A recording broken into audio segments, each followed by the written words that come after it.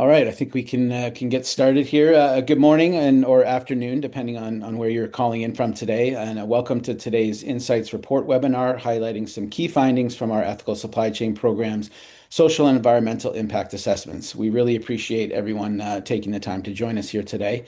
My name is Todd Merton. I'm the Director of Member and Partnership Growth here at ESCP, and I'm joined today by my colleague, Tim Ziegler, who's our Manager of the Social Impact Program. Just a couple of quick housekeeping items before we get going. First off, we'd like to make sure that everyone can get the most out of today, so we have left plenty of time at the end to answer any questions that you might have. Throughout the webinar, we encourage you to drop any questions you have in the Q&A tab, and we'll do our best to get through them all. Next, we will also have some interactive poll questions throughout the presentation that'll pop up on your screen. We ask that you just take a couple of seconds to provide your answers, and we will post the results as we go along. All responses are anonymous. And then lastly, today's webinar is being recorded and will be posted on our website, and we will send a copy out to everyone that's in attendance today. And if there are any questions that we were unable to answer live, we will make sure to include them in the copy that we send out to you.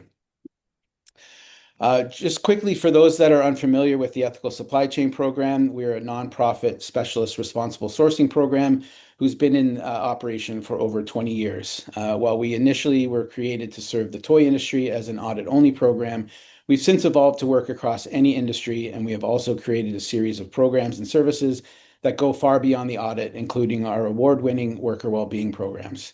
We have offices located across Europe, the United States, and Asia to better support our suppliers and the brands that work with them. Just a quick snapshot of some of the services that we offer today.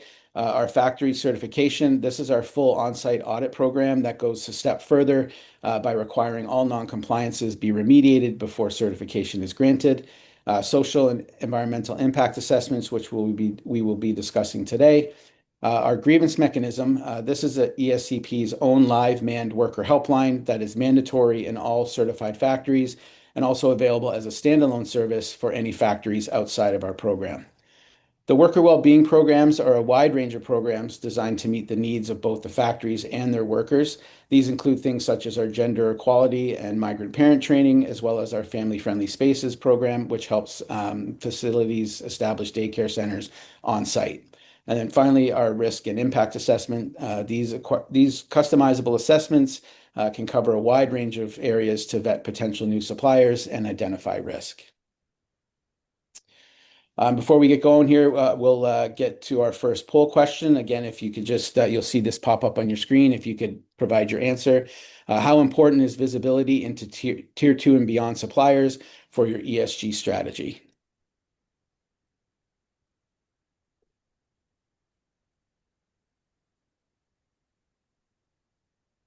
Give it a few more seconds here for everybody to provide their answers.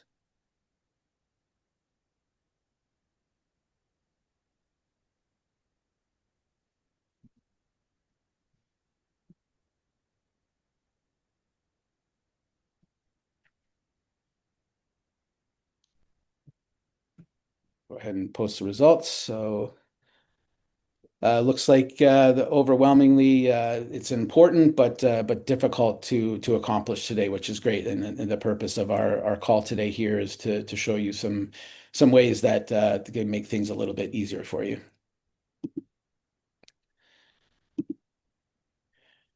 All right, now for the subject of today's webinar. The Social Impact and Environmental Assessment Program is an inexpensive, highly scalable, verified remote assessment that's used to monitor the management systems in place for identifying and managing risk within suppliers, vendors, or licensees. This program is ideally suited for anyone looking to gain oversight beyond their Tier 1 suppliers or with any vendors or licensees of which you may not have a direct line of sight to. Suppliers taking the assessment will be giving a self-score across multiple categories, which is then verified through a meeting with our SEIA team before being given a final adjusted score, as well as a bespoke improvement plan is provided for any areas that they may have scored the lowest in. The social and environmental impact assessment has been deployed to a wide range of suppliers globally. It's currently available in 5+ languages with the ability to include more if the need arises. It's been deployed in over 45 countries. And then, as you can see, just a small snapshot of the various industries that we have deployed the social impact assessment into. Again, there's really no limit. It's not an industry specific assessment, so it can be deployed anywhere. Before I turn it over to Tim to walk us through the insights report and give a little bit more detail on what the impact assessment is, we'll go ahead and pop up our second poll question here. What is the biggest driver behind improving lower tier supply chain transparency, regulatory compliance, brand reputation risk, customer expectations, and internal ESG goals?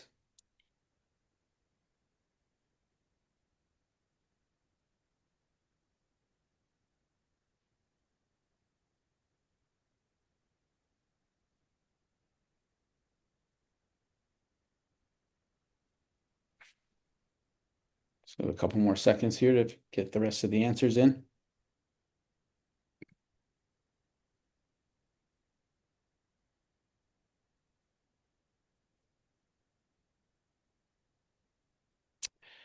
All right. So again, we got another overwhelming answer with regulatory compliance, which obviously is important and doesn't seem to be doing anything but getting more than less. So that's great.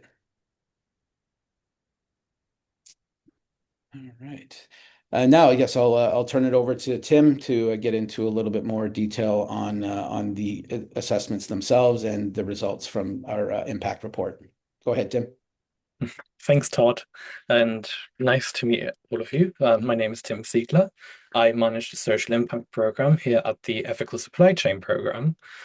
And if we just pop to the next slide, um, to provide a bit more context and a better understanding on how the SIA operates, suppliers receive a self-assessment questionnaire, which evaluates a set of categories. For manufacturers and for vendors, it's a bit different because we adapted to the different business models.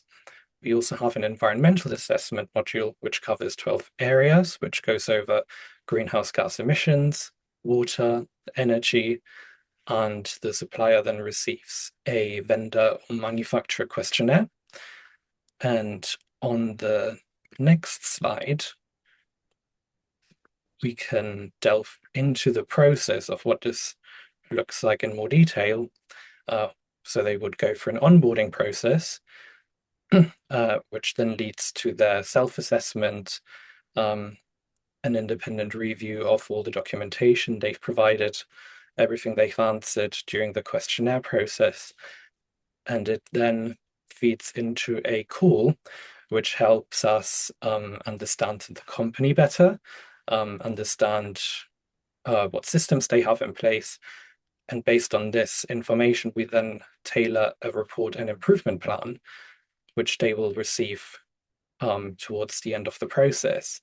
And then when they come back to us with the reassessment, it helps us see what gaps they've managed to fill out with the recommendations that we've made and help them improve their systems and gradually make them more robust and improve them over time.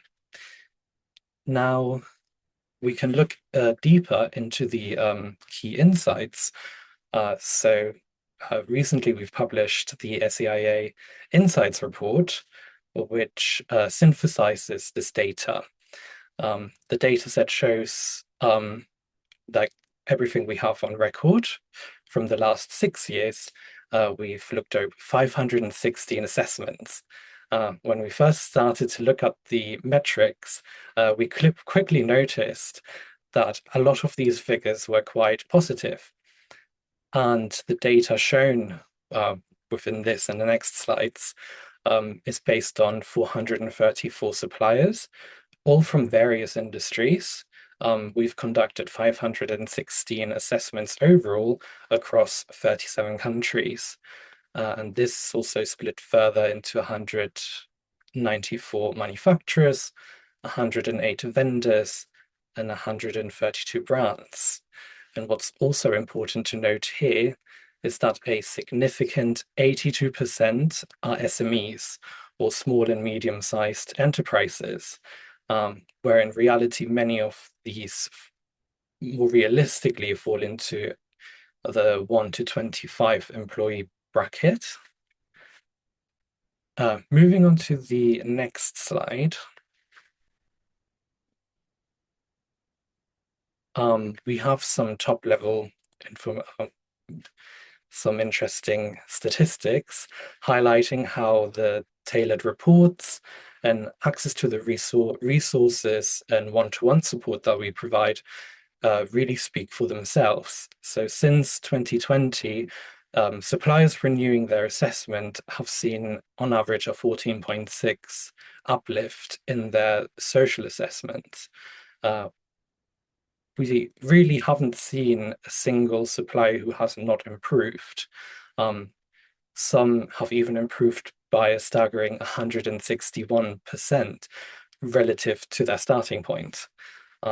And when we look at the environmental data, it's a bit different as it started in 2022, so we have less data. However, we've also seen positive improvements over time with almost 100% of reassessed suppliers and participants showing some form of improvement. And across both the social and environmental assessments as well, we have seen positive gain in scores. Now, by visualizing the overall average trend on the next slide, which follows the 6-year trend since the assessment started, also highlights that there's been a steady year-on-year improvement. These improvements are often driven by small changes that a supplier would make by introducing and working on the recommendations that we would make in the report, in the final report they receive. For example, by providing deeper and more meaningful insight through supply chain mapping of a company's entire supply network, automatically helps them reduce risk related to quality, ethical practices, and operational disruptions by having tier 2 and tier 3 supplier oversight, which is being demanded more and more by regulatory changes or customer requests, which is important for both manufacturers and vendors. Now, I wanted to give a quick reminder, if you do have any questions, please feel free to drop them into the Q&A button below, which I think should be available in the control panel. Now, for the next slide, we wanted to look at self-assessment. So reassessed suppliers in the SIA program naturally become more familiar with the assessment and therefore with their own systems and processes and what is being asked of them. This understanding really enables them to submit a more accurate self-assessment over time, which this graph shows is a narrowing gap between self-assessed and verified scores. And interesting to highlight, small and medium-sized enterprises often underestimate their own performance. They typically already have the systems in place that contribute to a higher score, which is why you see a higher verified score compared to self-assessed. And this is often done by highlighting that just by saying you already have these systems, and then you can go further. Like the report would then highlight, you can formalize these systems further to improve the scoring. Yeah, in the next slide, we wanted to highlight some gaps, some management gaps.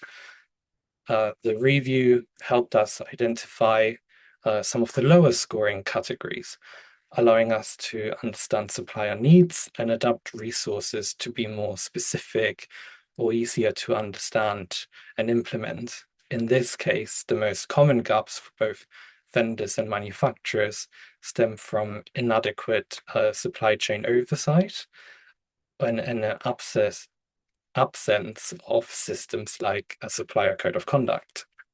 So would be the same for vendors and manufacturers. For vendors, we've noticed not just a lack of systems like a supplier code of conduct, but also training and capacity building were some key areas where there's been a lack of training on labor standards or training on ethical sourcing. For manufacturers, again, the picture's very similar, where supplier management and risk identification were the main concerns. This would also stem from anything like a lack of a supplier code of conduct or a lack of a risk assessment that goes beyond just looking at health and safety. Right, I've run through all the um, insights that I wanted to share for today. So I will hand over to Todd, and I think we have some more polls and Q&As. Right. Our last poll question here. What is your biggest challenge collecting social compliance data below tier one? Supplier engagement, data accuracy, lack of visibility, resource constraints.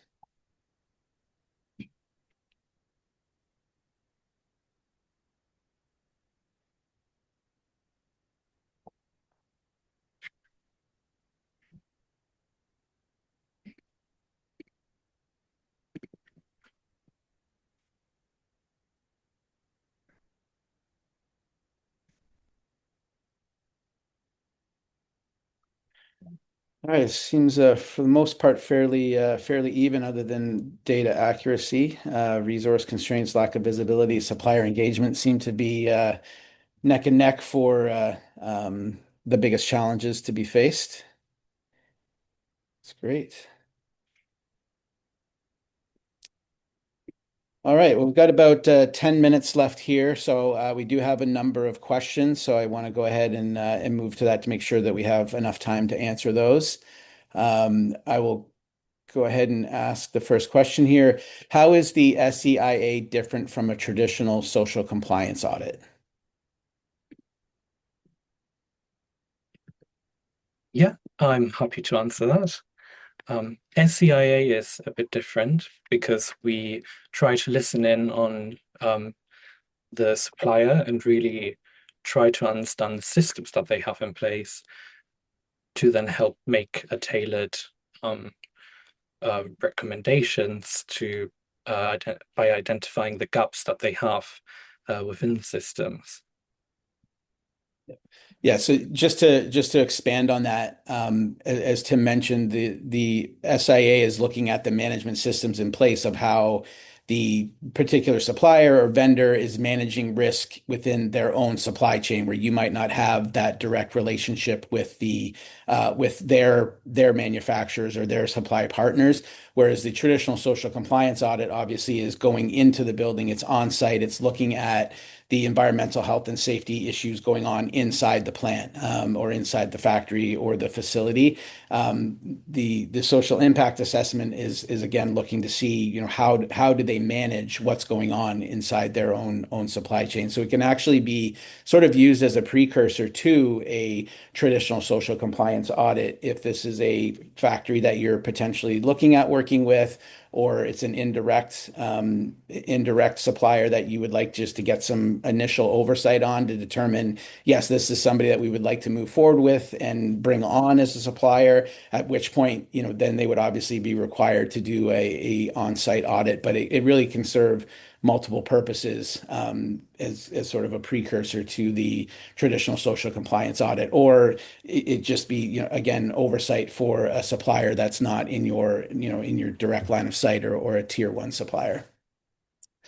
All right. The next question here is, do you have to be a member of ESCP to use the assessment? I can go ahead and answer that. No, you do not. It can be deployed to anyone, anywhere. You yourself do not have to be a member, nor does the supplier, vendor, licensee that is taking the assessment themselves. They do not have to be a member of our program as well. All right, next question. What support is available for small suppliers? I'm happy to go ahead. Um, we offer one-to-one support. Loads of resources are also available on our website, including training resources and training modules which highlight the different categories mentioned earlier in the slides. These can help small suppliers especially understand what's expected and make them more applicable at a smaller scale, if that makes sense. And outside of that as well, we can also provide additional help, to these small suppliers if they do have questions, if it might be there for, they're in line for an on-site assessment or an on-site audit. We have entire factory teams that are working with factories on a daily basis that have tremendous amount of experience on remediation issues, what retailer expectations are. So there is, as Tim mentioned, one-on-one support from our social impact team, but we also have a whole slew of employees that are working with factories on a daily basis and really know our program and the requirements of retailers and other manufacturers. So there's plenty of support for small suppliers in whatever capacity they might need. All right. How are the assessment answers verified? So the assessment answers specifically are verified through the self-assessment questionnaire. The assessor would then go through a similar set um, with the same questions and then align it to a scoring chart. And this will also be peer reviewed to ensure that the answers are robust. And we would also ensure that document reviews and everything that the supplier provides in terms of evidence is also thoroughly reviewed before providing the final scoring and the final report.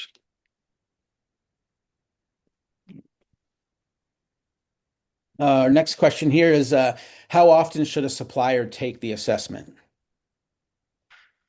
Ideally, for the assessment on an annual basis, a supplier would be able to really improve their systems depending where the starting point is, um, but also depending on different regulations or different requirements that the supplier is facing.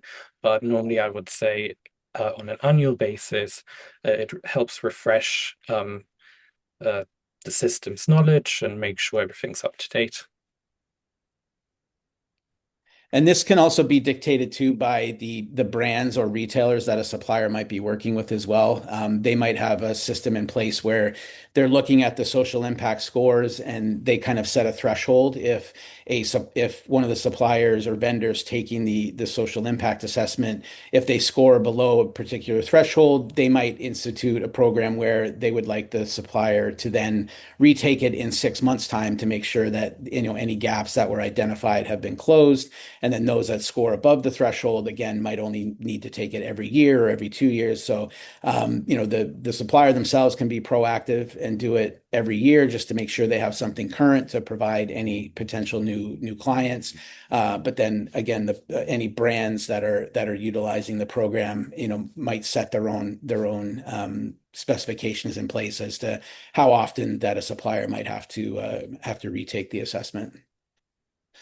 How can SMEs really commit to meet ESG expectations?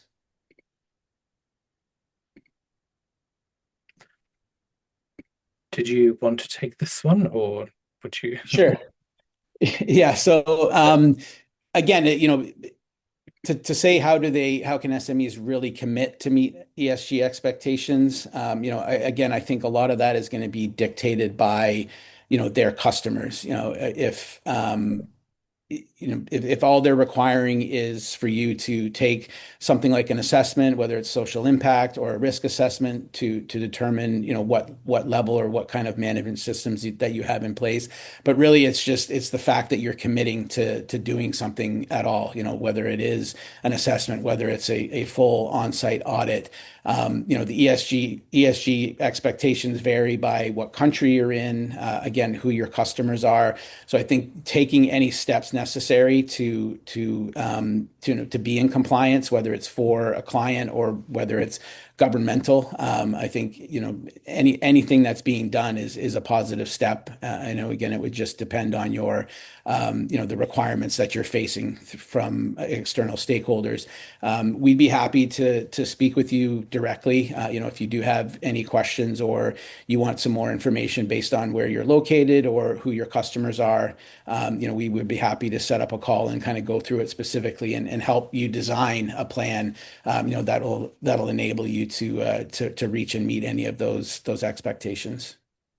So feel free to reach out to us, and we'll put some contact information, right at the end here if you do have any additional specific questions. How can we see the assessment results from our suppliers? Right, I'm happy to take this one. When a brand has a supplier base that needs to be assessed, we have a dedicated platform called the Connect Assess. On there, the brand also has an account to have some oversight over all the suppliers. There you would be able to see all the final reports and everything that's shared in the final result. So it's quite a good platform to have and remain oversight over your suppliers. Great. Looks like we've got one more question here, which is perfect, right on time. Does the program include service providers, specifically in the transportation sector? So the program really is not category specific. So we also can do any sort of assessment across any sector uh, and any service provider. Like earlier was mentioned that we do assessments specifically for vendors, which is a different business type. So we adapt the way the questionnaire is structured, and also we have a dedicated scoring chart to which we then go back to help with the final scoring and to also provide the correct recommendations. Great. All right, unless anybody has any last minute questions here, it looks like we finished here just in time. So we'll give everybody a minute back of their day. Again, thank you everybody for attending today. You'll see some contact information here that will also be included in the email recording of this webinar that'll be sent to you. If there's any questions, whether it's on the social impact or environmental assessment or any of our other programs, please feel free to reach out to us directly. We'd be more than happy to speak to you about that. Or if you need any advice or anything along those lines, again, we're here to help. So please don't hesitate to reach out. And I hope everybody enjoys the rest of your day, and we will be talking to you soon. Thanks a lot, everybody. Thank you.